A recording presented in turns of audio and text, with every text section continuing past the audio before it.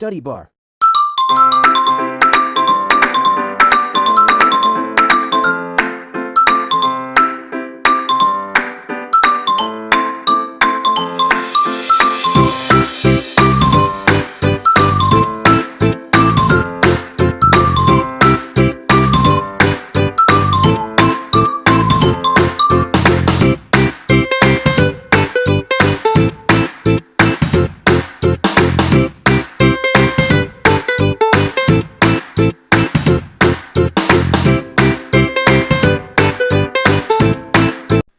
Welcome friends. तो आज next topic start करेंगे, टेक्सोनोमी। कल हमने पढ़ा था, उसके बाद से हमारा आज का टॉपिक है टेक्सोनोमी। टेक्सोनोमी के बारे में आज हम स्टडी करने वाले हैं। तो टेक्सोनोमी को देखते हैं, हमारा जो टॉपिक है टेक्सोनोमी उसको देखते हैं। हम पहले एक बार थ्योरेटिकल रीड कर लेते हैं, उसके बाद हम इसे समझते हैं टेक्सोनोमी क्या होता है। Taxonomy is the study of the classification, characterisations, nomenclatures and identification of organism and it is a branch of science। तो ये क्या है भाई? ये एक ऐसी साइंस की ब्रांच है जिसमें हम क्या करते हैं, किसी भी लिविंग ऑर्गेनिज्म होता है, किसी भी लिविंग ऑर्गेनिज्म होता है उसका क्या करते हैं, क्लासिफिकेशन करते हैं, कैरेक्टराइजेशन करते हैं, नोमेनकल्चर करते हैं और आइडेंटिफिकेशन किया जाता है। तो क्या है भाई, ये एक साइंस की ब्रांच है जिसे हम साइंस की ब्रांच है जिसमें हम क्या करते हैं, किसी भी लिविंग ऑर्गेनिज्म का पहले तो हम लिविंग ऑर्गेनिज्म हमारे पास मान लीजिए कोई एक नया ऑर्गेनिज्म हमें मिला है, तो हम क्या करेंगे, उसको पहले आइडेंटिफिकेशन करेंगे, है ना, पहले आइडेंटिफाइड करेंगे, उसके बाद उसको कैरेक्टराइजेशन करेंगे, ठीक है, उसके बाद क्लासिफिकेशन करेंगे, आफ्टर इट हम नोमेनक्लेचर करेंगे, ठीक है। तो हमारे पास 4 टर्म आई है भाई, कौन कौन सी आई है यहाँ पे इरेज कर लेते हैं एक बार। देखिए, एक तो हमारे पास टर्म आई है इसी डेफिनेशन में, टेक्सोनोमी की डेफिनेशन में क्या टर्म आई है, एक तो हमारे पास classification, characterization, nomenclature and identification. सीधी सीधी अगर हिंदी वाली भाषा में मैं बात करूँ तो इसका मतलब क्या हो गया, आइडेंटिफिकेशन का मतलब क्या हो गया कि किसी भी एक न्यू ऑर्गेनिज्म जो हमें फाउंड हुआ है उसको आइडेंटिफाई करना, यानी कि हम कह सकते हैं उसको पहचानना। अब हम उसे कैसे पहचानेंगे, उसके कैरेक्टर देखेंगे। कैरेक्टर जैसे कि मॉर्फोलॉजिकल कैरेक्टर है, एनाटॉमिकली कैरेक्टर है, तो वो कैरेक्टर हम क्या करेंगे, उनको हम आइडेंटिफाई करेंगे, ठीक है, और फिर उसको हम क्या करेंगे, क्लासिफाइड करेंगे, और उसके बाद उसका नोमेनक्लेचर का मतलब सीधी सी भाषा में बोलूँ मैं आपको, नामकरण करना, ठीक है। तो नोमेनक्लेचर फिर सबसे बाद में हम उसका क्या कर देंगे, नोमेनक्लेचर कर देंगे। आगे नेक्स्ट हम पढ़ते हैं, systematics is another branch of science that includes the study of the classification, nomenclature, identification and evolutionary study of an organism. तो इसमें क्या कहा है हमने भाई, हम क्या करते हैं, टेक्सोनोमी को सिस्टमेटिक के साथ जोड़ते हैं। बिल्कुल राइट बात है भाई, टेक्सोनोमी सिस्टमेटिक्स एक ही है, पर है क्या ये भाई, हम इसे इसमें क्या होता है, कन्फ्यूजन रहता है हमें इसमें। तो हम क्या कहते हैं कि एक सिस्टमेटिक क्या है, एक ब्रांच है, सिस्टमेटिक क्या एक ब्रांच है, ठीक है। तो ये इसी के अंदर क्या आता है, टेक्सोनोमी आता है, सिस्टमेटिक के अंदर ही क्या आता है, टेक्सोनोमी आता है। अब टेक्सोनोमी में हमने क्या पढ़ा है यहाँ पे कि टेक्सोनोमी के अंदर हम किसी भी लिविंग ऑर्गेनिज्म का क्या करते हैं, क्लासिफिकेशन करते हैं, कैरेक्टराइजेशन करते हैं, नोमेनक्लेचर करते हैं, आइडेंटिफिकेशन करते हैं। कोई भी न्यू ऑर्गेनिज्म हमें फाउंड हुआ है उसका हम क्या करेंगे, classification, characterization, nomenclature and identification. But systematics में हम इन चारों के साथ साथ और भी कुछ करते हैं। देखिए क्या लिखा गया है यहाँ पर, systematic is another branch of science that includes the study of the classification, nomenclature, identification। ये तो आ गए, साथ में हम क्या करते हैं, evolutionary study of an organism। ये यहाँ पर भाई बहुत मेन इंपॉर्टेंट जो है, इसमें डिफरेंट टेक्सोनोमी और इसमें हमारे टेक्सोनोमी सिस्टमेटिक्स में जो मेन डिफरेंट है वो क्या है, हम सिस्टमेटिक्स में क्लासिफिकेशन, नोमेनक्लेचर एंड आइडेंटिफिकेशन के साथ साथ evolutionary study of an organism, इसकी भी क्या करते हैं, हम स्टडी करते हैं। तो यहाँ पर हमने सिस्टमेटिक और टेक्सोनोमिक को समझ लिया, फिर भी मैं आगे इसमें डिफरेंट समझाऊंगी, दोनों में डिफरेंट क्या होता है। फिलहाल हमें इतनी सी बात याद रखनी है कि जो सिस्टमेटिक्स है हमारे पास, एक सेकंड में अरेंज कर लूँ, हाँ, जो सिस्टमेटिक्स है हमारे पास उसी की ब्रांच क्या है हमारे पास, टेक्सोनोमी, ठीक है। तो हम टेक्सोनोमी में क्या करते हैं, सिर्फ क्लासिफिकेशन, कैरेक्टराइजेशन, आइडेंटिफिकेशन, नोमेनक्लेचर, और जबकि सिस्टमेटिक में इन सभी के साथ साथ हम क्या कर लेते हैं, इवोल्यूशनरी हिस्ट्री का भी,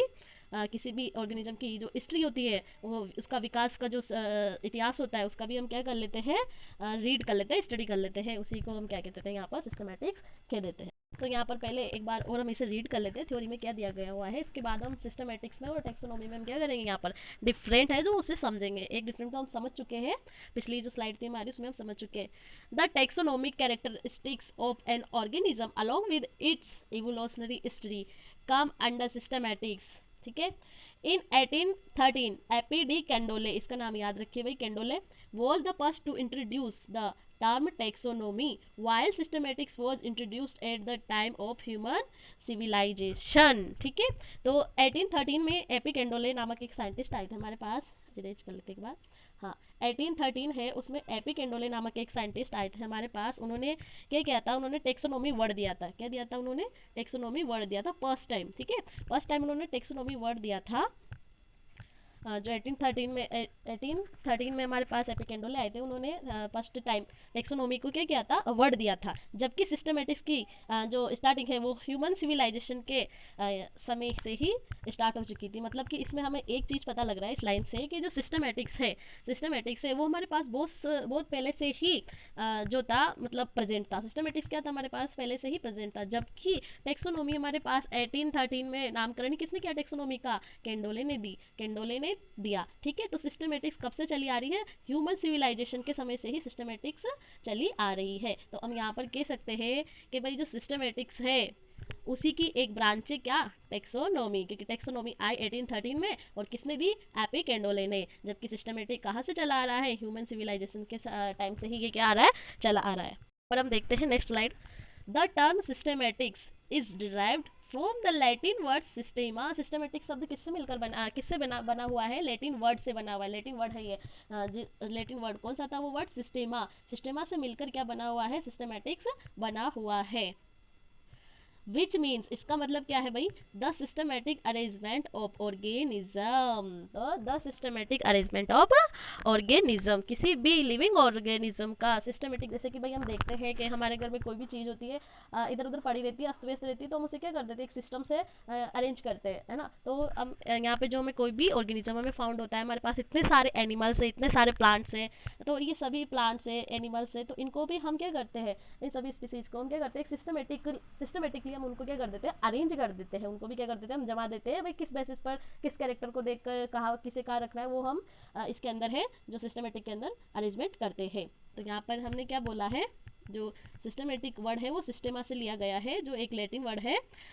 इसका जो मीनिंग है वो क्या होता है? Which means the systematic arrangement of organism. Next देखो, लीनियस जो हमारा साइंटिस्ट है एक, Carolus Linnaeus published his book Systema Naturae, where the classification of plants and animals was based on taxonomy. देखिए हमारा जो लीनियस का है ना क्लासिफिकेशन, हम आगे पढ़ेंगे। कैरोलस लीनियस एक साइंटिस्ट होता है हमारे पास, कैरोलस लीनियस। यहाँ पर जो है इसका पूरा नाम नहीं दिया गया है, हमारे एक बार साइंटिस्ट है हमारे पास कैरोलस लीनियस। उन्होंने एक क्लासिफिकेशन दिया हुआ है, उसको हम आगे पढ़ेंगे। फिलहाल तो हमारे पास यहाँ पर लीनियस का इतना सा नाम आया हुआ है। लीनियस पब्लिश्ड इस बुक, उन्होंने अपनी एक बुक पब्लिश की थी जिसका नाम था सिस्टेमा नेचुरा, जिसमें क्या किया उन्होंने? क्लासिफिकेशन किया। किसका? प्लांट्स का और एनिमल्स का। तो प्लांट्स का और एनिमल्स का किसके बेसिस पे किया? टेक्सोनोमी के बेसिस पर। किसके बेसिस पे किया? टेक्सोनोमी के बेसिस पर। टेक्सोनोमी में हमने क्या देखा कि किसी भी लिविंग ऑर्गेनिज्म को क्या किया जाता है? सिस्टमेटिक किया जाता है। कैसे किया जाता है? उनके कैरेक्टर को देखकर, उनके जो सिमिलरिटीज़ है, डिससिमिलरिटीज़ है, उनको देखकर क्या करते हैं यहाँ पर जो क्लासिफिकेशन करते हैं। तो ये हमारी बात हो गई लीनियस की। आगे हम नेक्स्ट स्लाइड में देखते हैं क्या कहा गया है। हाँ, तो आगे हम नेक्स्ट स्लाइड में है जो इसको ले आए हैं यहाँ पर एक बार आपके सामने। सिस्टमेटिक में और टेक्सोनोमी में थोड़ा सा डिफरेंट है, ज़्यादा डिफरेंट नहीं है, थोड़ा सा है कि सिस्टमेटिक की ही ब्रांच है टेक्सोनोमी। तो हम देखते हैं taxonomy refers to the classification of organism in biology. ठीक है, इरेज कर लेते एक बार, दिख नहीं रहा यहाँ पर। टेक्सोनोमी फर्स्ट जो पॉइंट है इसका, टेक्सोनोमी में क्या कहा गया है? Taxonomy refers to the classification of organism in biology, यानी कि टेक्सोनोमी ऑर्गेनिज्म के क्लासिफिकेशन को ही रेफर्स करता है ना। जबकि हमारे पास सिस्टमेटिक्स में क्या कहा गया? ये पॉइंट क्या है? Systematics refers to the study and classification of organism for the determination of the evolutionary relationship of organism. ये क्या करता है? किसी भी ऑर्गेनिज्म के इवोल्यूशनरी रिलेशनशिप है उनको क्या करता है? डिटरमाइन करने के लिए ही ऑर्गेनिज्म का क्या करता है? ये क्लासिफिकेशन करता है। यहाँ पर जो सेकंड पॉइंट है उसको एक बार पढ़ लीजिएगा। अब ब्रांच ऑफ सिस्टमेटिक्स, ये क्या है? सिस्टमेटिक्स की ब्रांच है। जबकि इधर क्या लिखा हुआ है भाई? Studies the relationship of organism. इसमें तो क्या किया जाता है भाई? किसी भी न्यू जो हमें क्या मिलता है? ऑर्गेनिज्म मिलता है, ऑर्गेनिज्म फाउंड होता है या कोई स्पीसीज है न्यू मिलती है, उसको क्या करता है? ये क्लासिफाइड करता है। जबकि ये क्या करता है भाई? वो जो ऑर्गेनिज्म हमें मिला है, ठीक है, उसका क्या करता है? ये इवोल्यूशनरी रिलेशनशिप का स्टडी करता है। ठीक है, तो ये हमारे यहाँ पर है जो क्लियर हो गया। नेक्स्ट हमारा जो थर्ड इसमें है वो क्या है, involve in the classification and naming of organism. इसमें क्या है भाई, इसमें क्या क्या इन्वॉल्व है, क्लासिफिकेशन और नेमिंग। ठीक है, तो हम किसी भी ऑर्गेनिज्म का क्लासिफिकेशन करेंगे तो हमें कहा जाना है टेक्सोनोमी में। ठीक है, या फिर हम किसी भी ऑर्गेनिज्म का नोमेनक्लेचर करेंगे तो हमें कहाँ पर जाना है, टेक्सोनोमी में। जबकि यहाँ पर क्या कहा गया सिस्टमेटिक्स में, involve in the classification, naming, cladistics and phylogenetics. ये जो टॉपिक है इसमें 2 टर्म आई है, वो हम आपको नेक्स्ट वीडियो में वो समझाएंगे। ठीक है, यहाँ पर इसको इरेज कर लेते एक बार। ठीक है, does not deal with the evolutionary history of organism. इसमें जो किसी भी ऑर्गेनिज्म का है उसमें उसका इतिहास हिस्ट्री नहीं बताई जाती टेक्सोनॉमी में। ठीक है, जबकि सिस्टमेटिक्स में उसकी क्या बताई जाती है, सारी हिस्ट्री कि भाई ये कहाँ से बिलोंग कर रहा है, किस हैबिटेट से बिलोंग कर रहा है, वो क्या किस में बताया जाता है, सिस्टमेटिक्स में बताया जाता है। नेक्स्ट जो टॉपिक है इसमें क्या लिखा हुआ है, can change with further studies. मतलब कि हम इसे क्या कर सकते हैं भाई, आगे की जो हमारी पढ़ाई है, स्टडी है, उसके लिए इसको क्या किया जा सकता है, चेंज भी किया जा सकता है। पर यहाँ पर क्या लिखा हुआ है, does not change because of, history change नहीं होती भाई कभी भी। ठीक है, चेंज होता है आगे का, फ्यूचर चेंज होता है, हिस्ट्री चेंज नहीं होती। ठीक है, तो यहाँ पर हम इसको फिनिश करते हैं। हाँ, तो हम नेक्स्ट स्लाइड पर आते हैं। यहाँ पर हमारा जो टॉपिक एक टर्म आई थी भाई हमारे टेक्सोनॉमी में, आइडेंटिफिकेशन। ठीक है, तो आइडेंटिफिकेशन क्या होता है हम समझते हैं। एक तो आइडेंटिफिकेशन आया था, कैरेक्टराइजेशन आया था और क्लासिफिकेशन आया था। तो ये जो टर्म है हम उनको समझ रहे हैं भाई होती क्या है। आइडेंटिफिकेशन का मतलब क्या होता है, it is the method of passing the organism in their exact place based on their classification. The identification of organism can be done with the help of taxonomic key। तो यहाँ पर मैं सिंपली आपको बता देती हूँ क्या होता है। ये एक प्रोसेस है, मतलब कोई भी मान लीजिए हमें कोई भी नया स्पीसीज है, न्यू ऑर्गेनिज्म है जो क्या हो गया, फाउंड हो गया। ठीक है, या मान लीजिए कोई भी एक प्लांट है जो हमें मिल गया। ठीक है, न्यू। हाँ, तो हम यहाँ पर देखते हैं, बीच में थोड़ा डिस्टर्बेंस हो गया है, तो हम यहाँ पर देखते हैं, एक बार इसको इरेज कर लेते हैं। हाँ, आइडेंटिफिकेशन, तो हमने इसको जो है रीड कर लिया था। मैं इसको समझाने वाली थी आपको। तो ये क्या है, आइडेंटिफिकेशन क्या है भाई, मान लीजिए कोई भी हमें एक लिविंग ऑर्गेनिज्म है जो फाउंड हुआ है, लाइक दैट एक प्लांट। ठीक है, एक प्लांट है जो हमने क्या किया है, अभी अभी न्यू फाउंड किया है, हम उसको जानते नहीं, उसकी स्पीसीज को नहीं जानते, पर हमें वो कहाँ से मिला है, ठीक है, वो कहाँ से बिलोंग करता है, उसका हैबिटेट क्या है, या कह सकते हैं उसकी एग्जैक्ट पोजीशन या उसका एग्जैक्ट पैलेस क्या है। तो उसी को हम क्या कहते हैं, उसी से हमें क्या होगा भाई, वो आइडेंटिफाई होगा। क्या होगा, वो आइडेंटिफाई होगा भाई ये किस स्थान में पाया जा रहा है। जैसे कि ये डेजर्ट, कल हमने पढ़ा था ना, जैसे डेजर्ट प्लांट है, पहले हम उसका हैबिटेट देखेंगे। ठीक है, तो ये डेजर्ट है कि एक्वेटिक है, या फिर हम कह सकते हैं ग्रास लैंड है, कौन सा प्लांट है भाई, ये हम उसको पहले क्या करेंगे, हैबिटेट देखेंगे भाई हमें मिला कहाँ से। ठीक है, तो उसको हम देखेंगे कि ये हम कहाँ से मिला है और इसका हैबिटेट क्या है। तो ये सब कुछ चीज़ें पहचानना ही, या फिर हम कह सकते हैं कि उसके एग्जैक्ट पोजीशन को पहचानना ही क्या कहलाता है, आइडेंटिफिकेशन या आइडेंटिफाइड कह सकते हैं। ठीक है, तो हमने यहाँ पर क्या कहा है, किसी भी न्यू ऑर्गेनिज्म को फाउंड करना और उसका एक ऐसा नाम रखना जो उसका कॉमन नेम हो, वर्ल्ड में उस नाम से वो जाना जाए, और उसको वो कहाँ से बिलोंग करता है, उसका हैबिटेट क्या है, उसकी एग्जैक्ट पोजीशन क्या है, तो उसको ही हमने क्या बोल दिया यहाँ पर, आइडेंटिफिकेशन बोल दिया। सिंपली आपको इतना सा ही समझना है। और ये थ्योरी है जो यहाँ पर लिखी हुई है, थ्योरी में भी यही कहा गया है, it is the method of passing the organism in their exact palace based on their classification. ठीक है, तो नेक्स्ट हम स्लाइड देखते हैं, यहाँ पर आगे चलते हैं। क्लासिफिकेशन को समझकर आगे, सॉरी, आइडेंटिफिकेशन को समझकर आगे क्लासिफिकेशन को समझते हैं। क्लासिफिकेशन होता है क्या है भाई। हाँ, तो हम यहाँ पर क्लासिफिकेशन समझते हैं भाई। हमारी टेक्सोनॉमी जो हमने आगे डेफिनेशन रीड की थी उसमें आइडेंटिफिकेशन, क्लासिफिकेशन, नोमेनक्लेचर, कैरेक्टराइजेशन से आए थे। तो ये जो 4 वर्ड है उनको हम अच्छे से समझ रहे हैं भाई, ये होते क्या है। ठीक है, तो ये हमारे पास हम आइडेंटिफिकेशन को समझ चुके हैं, किसी भी प्लांट को आइडेंटिफाइड करना। अब दूसरा हमारे पास आया है जो टर्म क्लासिफिकेशन है। The classification is the process of grouping various living organism based on the common features that they share. A single group consists of those organisms that have similar common features. To make classification easier, various groups are formed in which different organisms are placed depending upon their characteristics. तो हम यहाँ पर है जो एक बार read कर लिया, अब हम इसे समझते हैं। ये कि हमने ये रीड तो किया पर क्या किया समझ में नहीं आया। किसी ऑर्गेनिज्म को, आइडेंटिफाइड ऑर्गेनिज्म को हम क्या कह सकते हैं, किसी भी ऑर्गेनिज्म जो हमें आइडेंटिफाइड हो चुका है, जो हमने अभी पहले आइडेंटिफाइड कर लिया है, उसको उसकी सिमिलरिटीज एंड डिससिमिलरिटीज के बेसिस पर ग्रुपिंग करना।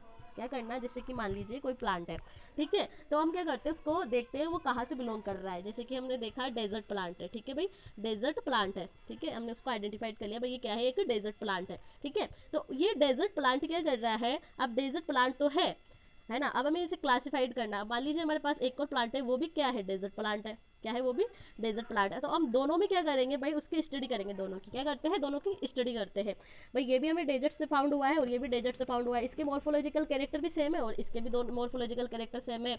इसका जो एनाटॉमिकली कैरेक्टर है वो भी सेम है, इसका एनाटॉमिकल कैरेक्टर भी सेम है। तो हम क्या कर देते हैं, उनमें सिमिलरिटीज एंड डिसिमिलरिटीज के बेसिस पर क्या कर देते हैं, उनको ग्रुप बना देते हैं, उनका क्या कर देते हैं, उनका ग्रुप फॉर्म कर लेते हैं, ग्रुप बना देते हैं भाई।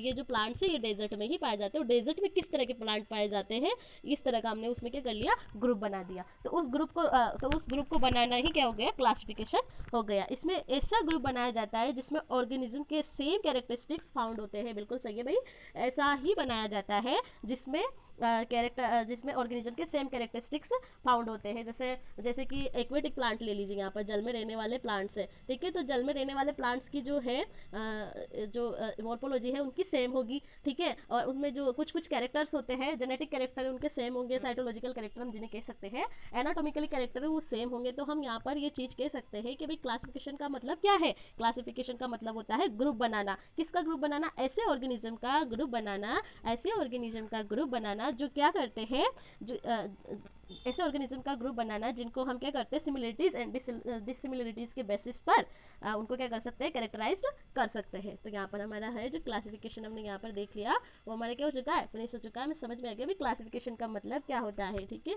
नेक्स्ट है हमारे पास आया है कैरेक्टराइजेशन वर्ड, है ना, ठीक है। तो हम इसे भी समझेंगे क्योंकि ये भी था हमारे उसमें टेक्सोनोमी में, टेक्सोनोमी की डेफिनेशन जो पढ़ी थी हमने, इसमें वो भी इंक्लूड था कैरेक्टराइजेशन। तो कैरेक्टराइजेशन के बारे में हम एक बार स्टडी कर लेते हैं, फिर समझते हैं। The studying characterization, the studying and understanding of characters of organism and characterizing them like external and internal structure, morphology and anatomy, the structure of the cell cytology, developmental process, embryology and ecological information of organism. तो हमने यहाँ पर क्या बोला गया है भाई, देखिए एक बार इसे रेज कर लेते हैं, ठीक है। तो यहाँ पर हमने है ये बोला है, यहाँ पर कुछ वर्ड्स आए, देखिए किसी भी ऑर्गेनिज्म का, किसी भी, यहाँ पर कुछ वर्ड आए एक बार वो देख लीजिए, मॉर्फोलॉजी, एनाटॉमी और साइटोलॉजी और एम्ब्रियोलॉजी, ठीक है। इनको हम समझेंगे तभी हमें डेफिनेशन समझ में आएगी कैरेक्टराइजेशन क्या होता है भाई। सिंपली तो हम देखते हैं कि किसी भी, मान लीजिए कोई भी प्लांट है या कोई भी एनिमल है हमें फाउंड हुआ है, ठीक है, कोई भी स्पीसीज हमने क्या कर ली, फाइंड आउट कर ली। तो हम क्या करेंगे, उसके कैरेक्टर देखेंगे भाई, वो किस हैबिटेट से बिलोंग करता है, उसमें क्या क्या कैरेक्टर है, वो क्या कर सकता है, क्या नहीं कर सकता, ठीक है। तो उन चीज़ों को हम क्या करेंगे, कलेक्ट करेंगे, क्या करेंगे, कलेक्ट करेंगे। अब वो कैरेक्टर किस बेसिस पे देखे जाते हैं, हम या तो उसको क्या कर लेंगे, शेप देखेंगे, साइज देखेंगे, स्ट्रक्चर देखेंगे। तो ये तो क्या हो गया, हमारे आउटर कैरेक्टर हो गए, क्या हो गए, आउटर कैरेक्टर हो गए, ठीक है। तो हमने क्या कहा है यहाँ पे, किसी भी ऑर्गेनिज्म की कैरेक्टर लाइक एक्सटर्नल और इंटरनल कैरेक्टर, ठीक है, की स्टडी करना ही क्या हो गया, यहाँ पर कैरेक्टराइजेशन हो गया। अब देखिए भाई मॉर्फोलॉजी, अब यहाँ पे जो वर्ड आए मॉर्फोलॉजी, भाई आप बोले जा रहे हो मॉर्फोलॉजी, मॉर्फोलॉजी स्टडी करेंगे, एनाटॉमी स्टडी करेंगे, साइटोलॉजी स्टडी करेंगे, एम्ब्रियोलॉजी स्टडी करेंगे, पर ये होता क्या है भाई, इनकी स्टडी है जो हम कैसे करेंगे। तो अभी मैं दिखाती हूँ आपको, एक हम क्या कर लेते हैं, यहाँ पर एक जो है ब्लैंक पेपर लेते हैं, तब हमें पता लगेगा कैसे। यहाँ पे देखिए एक प्लांट है, ठीक है, ये एक प्लांट है हमारे पास। अब हम क्या कर रहे हैं, इसमें हम बताते हैं आपको, ठीक है। ये जो हमें बाहर से दिखाई दे रहा है ना, हमें इसमें बाहर से क्या क्या दिखाई दे रहा है, देखिए हम सिर्फ इसकी एक्सटर्नल स्टडी कर रहे हैं। एक्सटर्नल स्टडी में क्या होता है, बाहर से जो हम उसे देख सकते हैं वो होती है एक्सटर्नल स्टडी। जैसे हमें इस प्लांट की है जो लीफ दिखाई दे रही है, क्या दिखाई दे रही है भाई, लीफ। ये फ्रूट्स दिखाई दे रहे हैं, क्या दिखाई दे रहे हैं हमें, फ्रूट, है ना। और क्या क्या दिखाई दे रही है भाई, इसकी ये स्टेम दिखाई दे रहा है, क्या दिखाई दे रहा है, स्टेम दिखाई दे रहा है। और क्या क्या दिखाई दे रही है, ये जो रूट्स है, अगर हम इसको अंडरग्राउंड भी देखें तो हमें रूट भी दिखाई देती है, ठीक है, रूट दिखाई दे रही है। और क्या क्या दिखाई दे रहा है, नोड दिखाई दे रही है, ये जो छोटे छोटे ये पार्ट पाए जाते हैं ये नोड हो गए, ठीक है। एक्सिलरी बर्ड दिखाई दे रही है। तो ये जो चीज़ें हमें बाहर से जो दिखाई दे रही है, ठीक है, एक्सटर्नल चीज़ें जो हमें दिखाई दे रही है बाहर से, मतलब देखने पर